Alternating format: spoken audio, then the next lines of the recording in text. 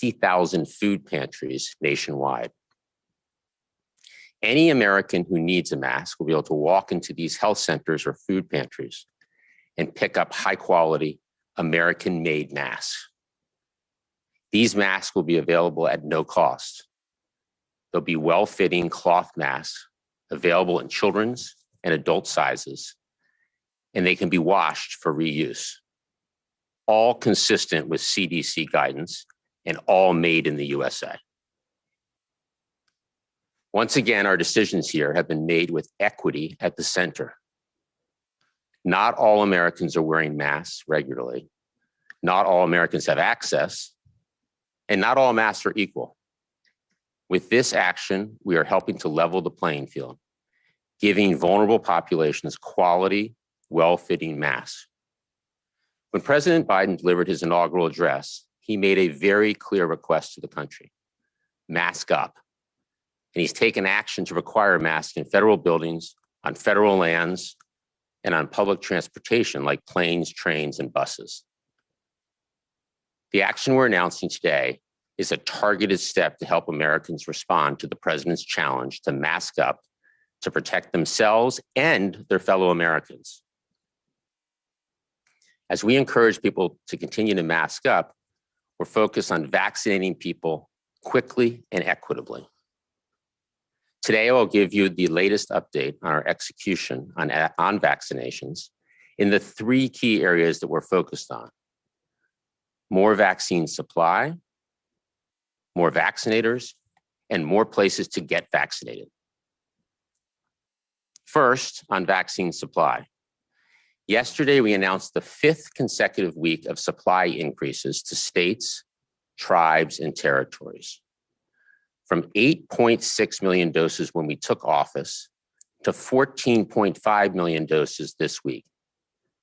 That's an increase in vaccine allocations to states of nearly 70% during the Biden-Harris administration.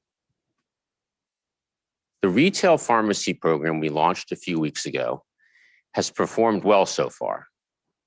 And this week, we will increase the allocation to pharmacies to 2.1 million doses. So with 14.5 million doses allocated to states, tribes, and territories, and 2.1 million through the federal retail pharmacy program, we've nearly doubled weekly supply of doses in just 5 weeks. Second, we're mobilizing teams to get shots in arms. We've deployed over 800 federal personnel as vaccinators, and the federal government is now funding 1,200 National Guard members to serve as vaccinators. We've also deployed 1,000 federal personnel to support community vaccination sites in operational and support roles. Third, we continue creating more places where Americans can get vaccinated. We've now expanded financial support to bolster community vaccination centers nationwide, with over $3.6 billion in FEMA funding to 44 states, tribes, and territories for vaccination efforts. We're bringing vaccinations to places communities know and trust: community centers, high school gyms, churches, and stadiums nationwide. And we continue to work with states to set up innovative, high-volume, federally run sites that can each give over 30,000 shots a week. These sites are up and running in California and are ramping up in Texas, Florida, and Pennsylvania. We've also launched federal programs to get vaccines to pharmacies and local community health centers. As we've always said, we're committed to providing clarity on our progress, and that includes when we hit bumps in the road. Last week, we got hit with the very severe weather, which impacted the vaccination supply chain, from manufacturing to shipping to the ability to get shots in arms. The manufacturers, the shipping firms, the states, the tribes, the territories, and pharmacies worked to overcome these challenges. And despite all the temporary weather-related delays, our 7-day average daily doses administered is at 1.4 million, and we've already caught up on the weather-related shipping backlogs. Teams worked throughout last weekend to pack and ship doses. On Monday, yesterday, 7 million doses, 2 days ago, 7 million doses were delivered. That, coupled with the 14.5 million doses allocated this week, results in record supply going to the states. We've encouraged states to get needles into arms by extending vaccine clinic hours, offering services 24 hours a day where possible, adding weekend appointments, and having more staff on hand. On this point, I want to stress that if states do not have the staff to work around the clock and on the weekends, the federal government stands ready to help. I also want to spend a couple of minutes on our plans for the Johnson & Johnson vaccine, which is currently pending approval for emergency use authorization by the FDA. Yesterday, I again updated and reviewed with our nation's governors our plans to distribute the Johnson & Johnson vaccine if the EUA is granted. The governors are carefully planning their efforts and getting ready for the possible new vaccine. If authorized, we are ready to roll out this vaccine without delay. Our distribution approach will mirror the current allocations process across jurisdictions, pharmacies, and community health centers. If an EUA is issued, we anticipate allocating 3 to 4 million doses of Johnson & Johnson vaccine next week. Johnson & Johnson has announced it aims to deliver a total of 20 million doses by the end of March. We're working with the company to accelerate the pace and timeframe by which they deliver the full 100 million doses, which is required by contract by the end of June. While we await the FDA's decision, we want the American people to know that we're doing the work so that if the EUA is granted, we will waste no time getting this life-saving vaccine into the arms of Americans. With that, let me turn it over to Dr. Walensky to talk about the state of the pandemic. Dr. Walensky. Thank you, Jeff. I'm again delighted to be with you today. We continue to see trends heading in the right direction. In the past week, average daily cases declined 25% to approximately 64,000 cases per day. This is slightly less than the summer peak of 67,000 daily cases reported last July. While this is good news, cases still remain high, and we continue to watch these data closely. We also see continued declines in new hospital admissions for the most recent week. An average of 6,500 patients with COVID-19 were admitted per day, a decrease of 16% from the week prior. The number of reported deaths is also dropping, with a 7-day average of slightly less than 2,000 per day. This represents a 35% decline compared to the prior week. On Monday, I announced that we were kicking off our 3-day National COVID-19 Vaccine Forum, and since that time, we've had an extraordinary few days.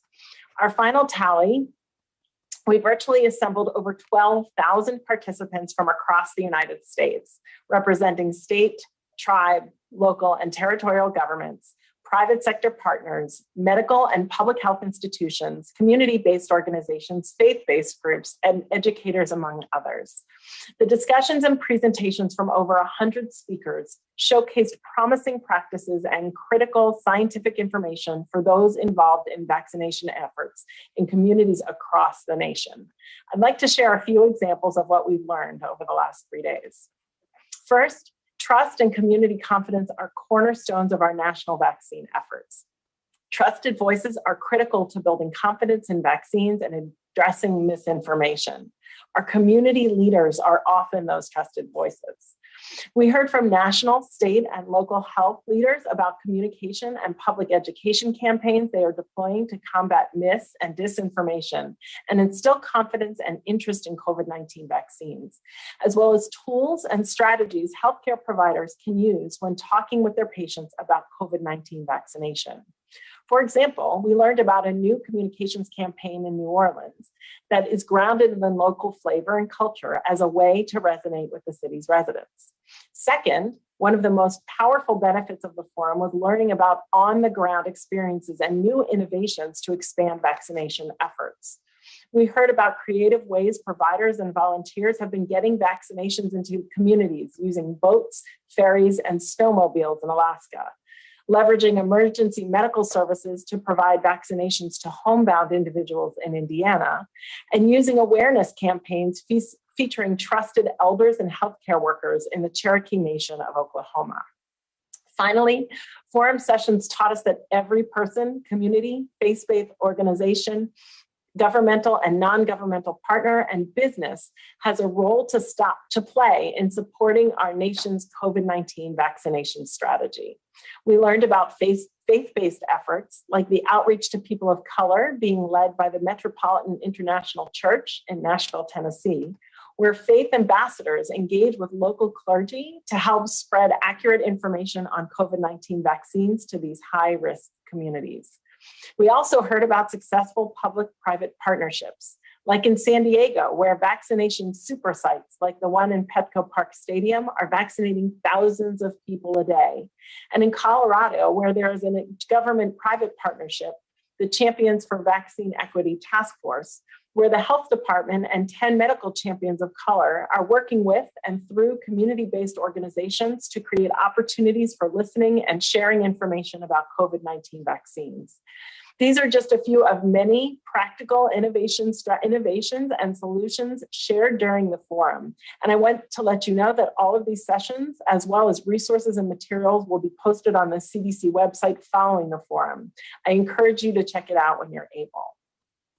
Next, I would like to take a moment to highlight the progress made so far in our efforts to rapidly expand genomic sequencing nationally, including through our $200 million investment announced last week.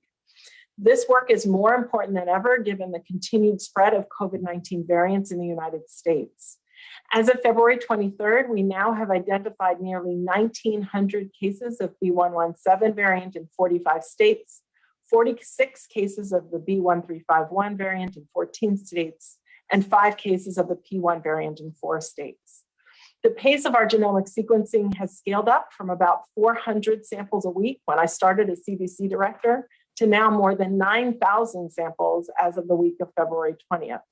We are continuing to increase this pace with our state public health and private lab partners with a goal of 25,000 samples per week in the coming weeks. The increased volume of sequence information is helping us to better understand the diversity of variants circulating in the United States, where they are located, and how they are spread. With the samples in hand, we can then scientifically examine how variants impact vaccines and therapeutics moving forward.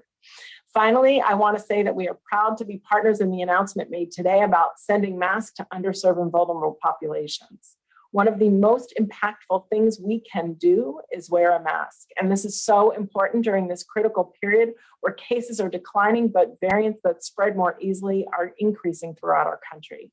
CDC continues to recommend that everyone 2 years of age or older wear a mask when in public and around others in the home not living with you. The mask you should wear should have 2 or more layers, completely cover your nose and mouth, and fit snugly against your nose and the sides of your face. It's essential that you wear your mask correctly and that it fits well in order to get the most protection. By wearing masks in combination with social distancing, washing your hands, avoiding crowds and travel, and getting vaccinated when it's available, we can bring an end to this pandemic. Thank you. I, of course, look forward to your questions, but I'll first turn things over to Dr. Fauci. Dr. Fauci? Thank you very much, Dr. Walensky. What I'd like to do over the next couple of minutes is just update you on an important component of the spectrum of COVID-19 disease. If I could have the first slide. Many of you are now aware of what had long been called long COVID, but actually what that really is post-acute sequelae of SARS-CoV-2 infection, which we're now referring to as PASC or PASC. The reason I'm bringing it up with you today will become apparent in just a minute or two. Just to refresh your memory, the symptoms of this include fatigue, shortness of breath, sleep disorders, fevers, GI symptoms, anxiety and depression, and what some have been referring to as brain fog or an inability or a difficulty in concentrating or focusing. Remember, these are post-acute sequelae after the virus essentially has been cleared from the body. And actually, new symptoms sometimes arise well after the time of infection, or they evolve over time and they may persist as I'll get to in a moment, for months, and can range from mild, annoying to actually quite incapacitating. The magnitude of the problem is not yet fully known. Next. There have been a number of papers that have described in some detail large cohorts. Here is one from China, which was published online on January 8th, in more than 1,700 patients who actually had been hospitalized. I point out that you can get this post-acute syndrome even in individuals who did not require hospitalization. The 6-month follow-up showed a variety of signs and symptoms shown here, with many having fatigue and weakness, as I mentioned on the prior slide, sleep difficulties, anxiety or depression, and the greater proportion of patients with more severe illness had impaired lung diffusion capacity. Next. Most recently, in a study from the University of Washington that appeared just a few days ago, it was found really now something alarming, that approximately 30% of the patients who were enrolled at the University of Washington reported persistent symptoms for as long as 9 months after illness. Fatigue was the most common reported symptom, and persistent symptoms were reported by 1/3 of outpatients with mild disease. Next slide. What we did, we being an interagency group, the NIH, the CDC, and others, put together a workshop in Rockville, just a little bit north of Washington, D.C., on December the 3rd and the 4th of last year, in which we looked at various organ systems and brought in experts in all of these areas: cardiovascular, pulmonary, renal, neurologic, immunologic, and pediatrics, to scope out the kinds of things that we would need to be looking at with this puzzling syndrome. Now, the reason I'm bringing it up at this press conference, next slide, is that just yesterday, on February 23rd, the NIH launched a new initiative to study this PASC, or post-acute sequelae. Now, looking back a bit, in December of last year, the Congress provided $1.15 billion in funding over 4 years for the NIH to support research looking into this. And I'm happy to say that yesterday there was the first in what will be a series of research opportunity announcements released for NIH initiative on this puzzling syndrome. The research studies will be looking at SARS-CoV-2 recovery cohorts, some that are already established and some that will be established. They'll be looking at large data banks from resources such as electronic health records and health symptoms, and they'll be studying a number of biological specimens. And finally, on the last slide, there are selective questions that this initiative hopes to answer, and they are important. What does the spectrum of recovery from this infection look like across all the entire population? Young individuals, middle-aged, elderly. How many people continue to have symptoms of COVID-19, or even, as we've seen, develop new symptoms that they did not have even as part of their acute infection? Importantly, what is the underlying biological cause of these prolonged symptoms? We refer to that as pathogenesis. What makes certain people vulnerable while others recover fully and quickly and have no sequelae? And finally, does SARS-CoV-2 infection trigger changes in the body that actually increase the risk later on of such abnormalities, such as chronic heart or brain disorders? A lot of important questions that are now unanswered that we hope with this series of initiatives we will ultimately answer. So I'll stop there and hand it back to Jeff.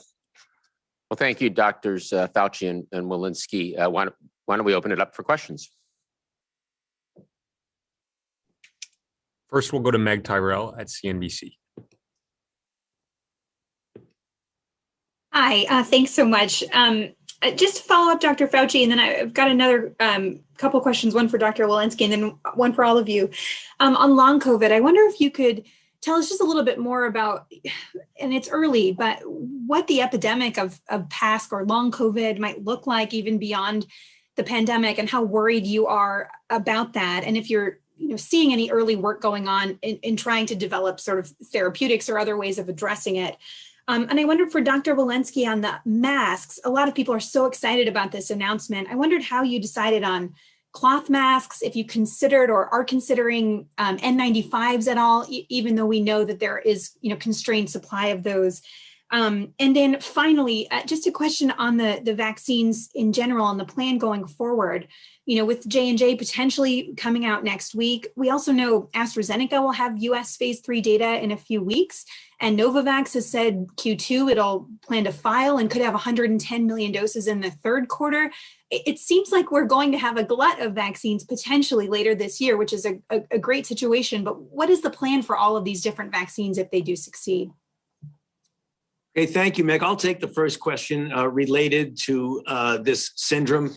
Very important question about what we can do about it. And that's the reason why we are creating these cohorts and we're looking at what might possibly be hints at pathogenesis. It's very difficult to treat something when you don't know what the target of the treatment is.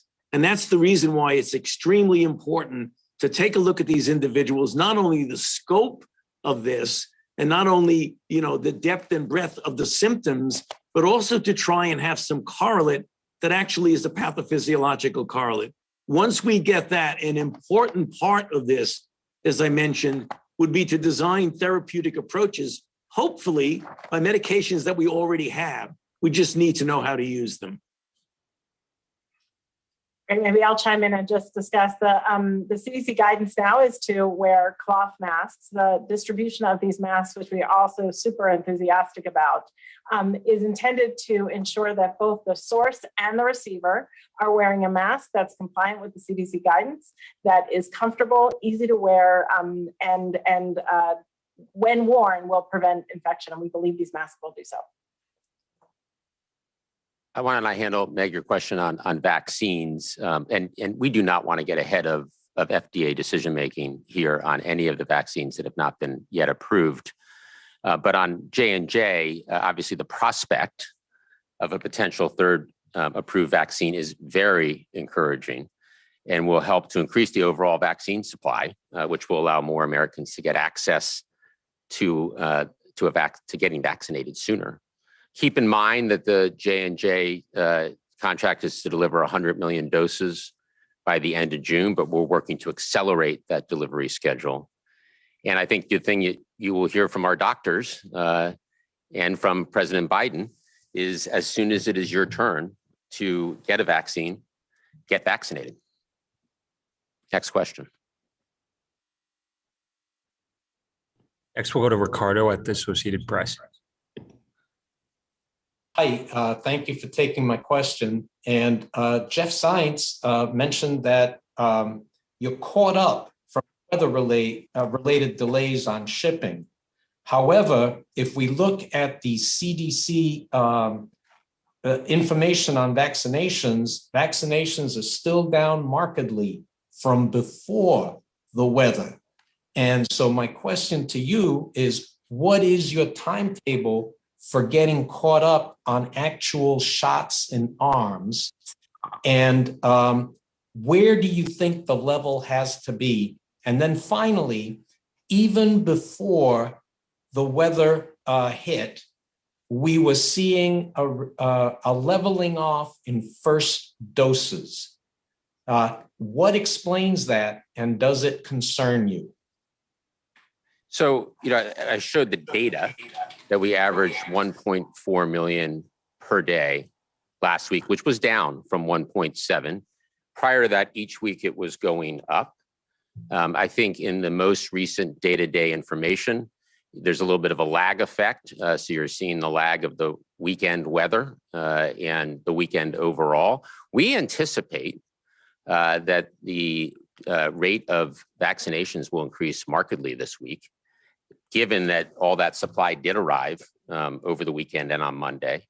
and that we've increased the weekly allocation to states, tribes, and territories up to 14.5 million, which is up 70% from the 8.6 where we started 5 weeks ago, and that the pharmacy program is now being allocated 2.1 million. So I think and hope that you will see a market increase in the vaccination rate, given that the weather issues are largely behind us and absent any other type of weather or unexpected event. Next, we'll go to Jeremy Diamond at CNN. Hey, thanks for doing this. A couple of questions. First, on the issue of vaccines. Jeff, you said today that about 3 to 4 million doses will be available to be shipped out if and when an EUA is granted. Yesterday, I believe you told governors it would be 2 million doses. So could you explain that discrepancy? Sure. And then also, how do you believe that the arrival of this vaccine, if in fact it is approved, will affect the president's goal of 100 million shots in 100 days? Do you expect to increase that goal? And then just lastly, on the question of the mask shipments, I'm wondering how much it is costing the administration to ship these masks. And, you know, at this point, given that Americans who want to wear a mask largely aren't having trouble actually finding masks, what's the rationale behind this? And are there, you know, how does this help solve the problem of mask hesitancy, which seems to be one of the bigger issues here? Thank you. Good. That was a lot at once. You have to help me here as we go along. But I think my exact language yesterday was around 2 million to the governors. It might end up being a little more than that. But remember, we also allocate to pharmacies and to community health centers.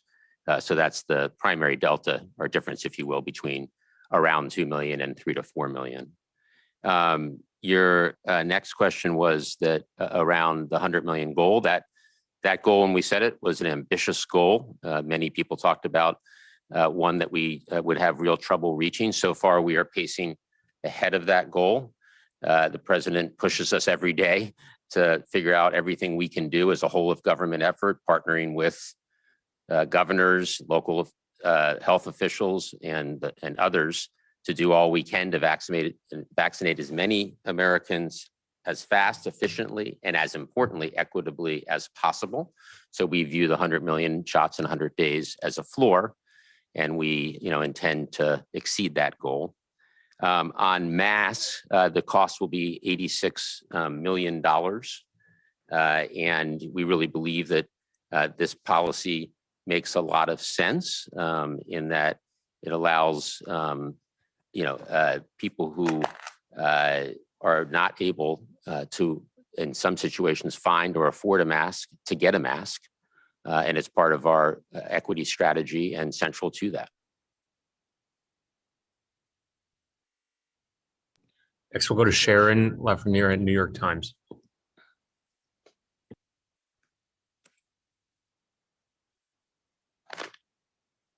Thanks for taking my question. So J&J was supposed to have 12 million doses by the end of the month and 37 by the end of March. Instead, it's going to be under 4 million and 20 million. Can you tell us what exactly happened to cause these delays?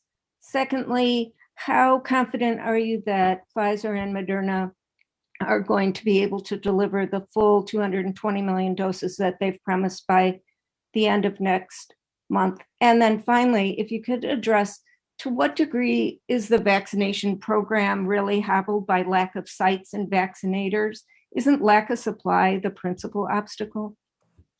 Just to start with the beginning, I think to date, we have been, as we've ramped up the number of places, the number of vaccinators, that supply has been, as you suggest, the primary constraint. On J&J, when we got here 5 weeks ago, we learned that J&J was behind on manufacturing, and our team has been working with them since. And I think they're in a better place now. We've helped them with equipment and raw materials, which I think is helping to increase greater capacity and accelerate. The contract is, as you stated, is to deliver 100 million by the end of June. The initial production ramp, you gave the data, was slower than we'd like. So we will continue to work with the company to accelerate that ramp.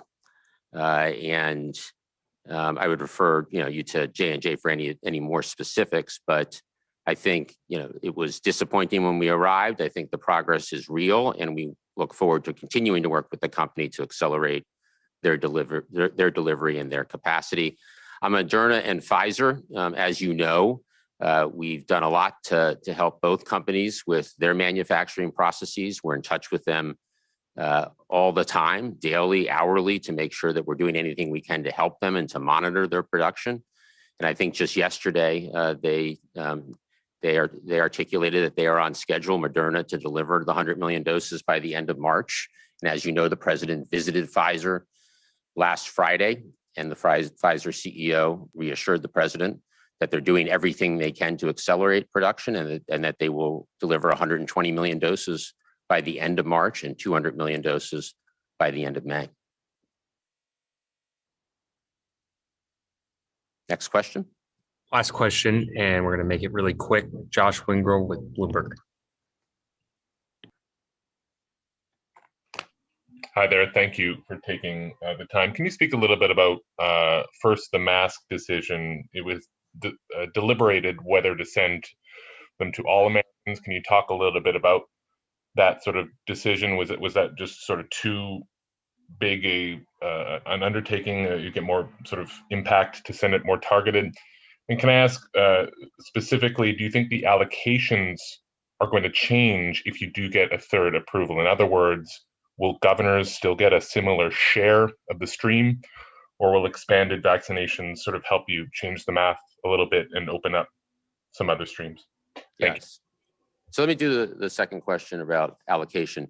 We talked to the governors yesterday as part of their preparation, and we're talking to the pharmacies and the community health centers, our federal partners, about the allocation mirroring the current allocation. So the same percentages going through each channel. Across time, we'll monitor channels, make sure channels are performing in two ways: efficiency and also fairness and equity. So future allocations across channels could be changed based on performance, but we're starting, if the FDA does approve Johnson & Johnson as our third effective vaccine, it'll be distributed along the same lines as our current percentages. Months ago, sending a mask to every American would have been a good idea. Today, masks are widely available in many different shapes and sizes, yet still not all Americans are wearing masks regularly, and not all masks are equal. Many Americans need access to a mask that provides effective protection in line with the CDC guidance that Rochelle articulated. So this plan of sending masks to community health centers and to food pantries is an effort that focuses on people who may be particularly in need of the extra support to stay safe and to meet the president's mask challenge of masking up for the first 100 days. So with that, I just want to thank everybody for joining, and we look forward to Friday's session. Thank you.